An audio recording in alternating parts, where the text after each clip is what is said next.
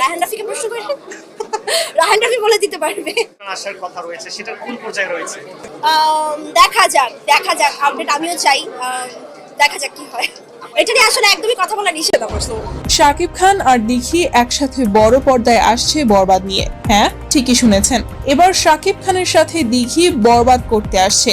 আপনারা দিঘিকে ছোট্ট বাচ্চা হিসেবে চিনতেন, কিন্তু এবার সে ফিরছে একদম নতুন রূপে, শাকিব খানের বিপরীতে। সাংবাদিকরা তাকে জিজ্ঞেস করে কেমন ছিল শাকিব খানের সাথে কাজের অভিজ্ঞতা, আর দিঘি উত্তরে বলে একেবারে রহস্যময়, এখন কিছু বলা যাবে না, পরিচালক আমাকে বারণ করেছেন, এটা একদমই সিক্রেট।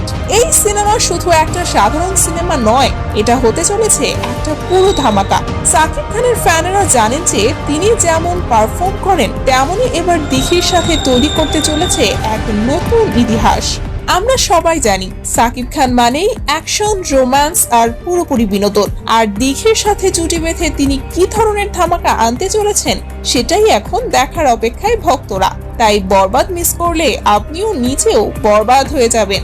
এখনই সাবস্ক্রাইব করুন, কারণ আমি খুব শিগগিরই আরো চমকপ্রদ তথ্য নিয়ে ফিরে আসবো আবার।